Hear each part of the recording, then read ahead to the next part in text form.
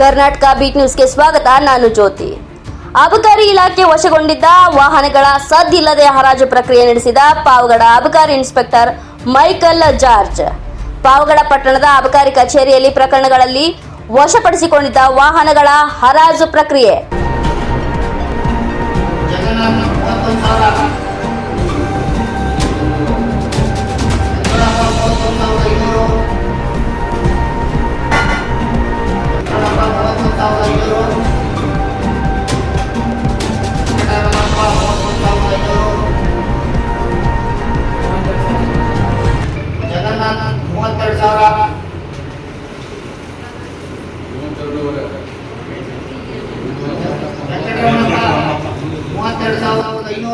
ಸೋಮವಾರ ಕಾನೂನು ಬಾಹಿರವಾಗಿ ಜರುಗಿತು ಎಂದು ತಾಲೂಕಿನ ಸಾರ್ವಜನಿಕರು ಆರೋಪಿಸಿದರು.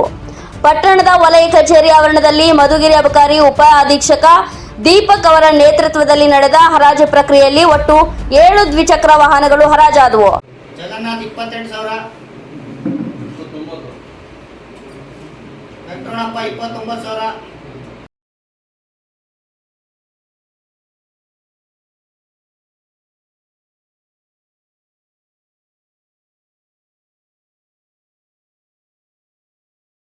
ವೆಂಕಟರಮಣಪ್ಪ 30,500, 30,500 ವೆಂಕಟರಮಣಪ್ಪ. ಇನ್ನು ಈ ಹರಾಜಿನಲ್ಲಿ ಪಾವಗಡ ತಾಲೂಕಿನ ಸಾರ್ವಜನಿಕರಿಗಾಗಲಿ ಯಾವುದೇ ನೋಟಿಸ್ ಬೋರ್ಡ್ ಆಗಲಿ ಪತ್ರಿಕಾ ಹರಾಜು ಆಗಲಿ ಅಥವಾ ಬಹಿರಂಗ ಹರಾಜು ತಿಳಿಸದೆ ಸರ್ಕಾರದ ನಿಯಮ ಪಾಲನೆ ಮಾಡದೆ ತಮ್ಮ ಇಷ್ಟಾನುಸಾರ ತಮಗೆ ಬೇಕಾದವರಿಗೆ ಮಾತ್ರ ಮಾಹಿತಿ ನೀಡಿ ಕರೆಸಿಕೊಂಡು ವಾಹನ ಹರಾಜು ಮಾಡಲಾಗಿದೆ ಎಂದು ತಿಳಿದು ಬಂದಿದೆ.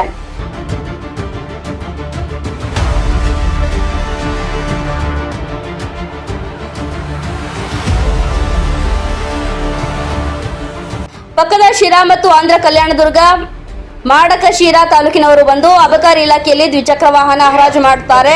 ಸ್ಥಳೀಯರಿಗೆ ಮಾಹಿತಿ ಇಲ್ಲದೆ ಇದು ಯಾವ ನಿಯಮ ಎಂದು ತಾಲೂಕಿನ ಜನರು ಅಬಕಾರಿ ಇನ್ಸ್ಪೆಕ್ಟರ್ ಮೈಕಲ್ ಜಾರ್ಜ್ ಈ ನಡೆಗೆ ತೀವ್ರ ಆಕ್ರೋಶವನ್ನ ವ್ಯಕ್ತಪಡಿಸುತ್ತಿದ್ದಾರೆ. 7 ವಾಹನಗಳ ಹರಾಜು ಪ್ರಕ್ರಿಯೆ ಮಾಹಿತಿ ನೀಡದೆ ನಿರಾಕರಣೆ, ಮಾಹಿತಿ ಕೇಳಲು ಹೋದವರ ಮೇಲೆ ಹಣದ ಬೇಡಿಕೆ ಇಡುತ್ತಿದ್ದಾರೆಂದು ಒಕ್ಕಲೆಬ್ಬಿಸುವ ಕೆಲಸ ಮಾಡುತ್ತಿದ್ದಾರೆ ಇನ್ಸ್ಪೆಕ್ಟರ್ ಜಾರ್ಜ್. ಪ್ರಕಾರ ಒಂದು ಹರಾಜು ಪ್ರಕ್ರಿಯೆಯನ್ನು ಯಾವ ಥರ ಮಾಡಬೇಕು, ನಿಮ್ಮ ಇಲಾಖೆ ಪ್ರಕಾರ ಯಾವ ಥರ ಮಾಡಬೇಕು ಸರ್? ಒಂಚೂರು ಡೀಟೇಲ್ ಆಗಿ ಸರ್. ಈಗ ಪ್ರಕ್ರಿಯೆ ಇದು ವಾಹನಗಳನ್ನು ಹರಾಜು ಮಾಡಿದ್ದೀರಾ ಸರ್, ಅದು ಯಾವುದಾದ್ರೂ ನೋಟಿಸ್ ಬೋರ್ಡ್ಗಾಗಲಿ ಒಂದು ಪೇಪರ್ಗಾಗಲಿ ಯಾವುದಾದ್ರೂ ಕೊಟ್ಟಿದ್ದೀರಾ ನೀವು? ಸರ್, ನಿಮ್ಮ ಸರ್ಕ್ಯುಲೇಷನ್ ನೀವು ಮೇಲಾಧಿಕಾರಿಗಳಲ್ಲ, ನಿಮ್ಮ ಆದೇಶ ಏನಿದೆ ಸರ್? ಇಲ್ಲಿ ಹರಾಜು ಮಾಡೋದಕ್ಕೆ ಡಿ ಸಿ ಆದೇಶ ಇದೆ.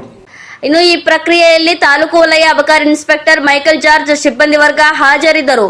ವರದಿ ನಾಗಲಾಪುರ ಕುಮಾರ್. ಕ್ಷಣ ಕ್ಷಣದ ಸುದ್ದಿಗಾಗಿ ನೋಡ್ತಾ ಇರಿ ಕರ್ನಾಟಕ ಬೀಟ್ ನ್ಯೂಸ್.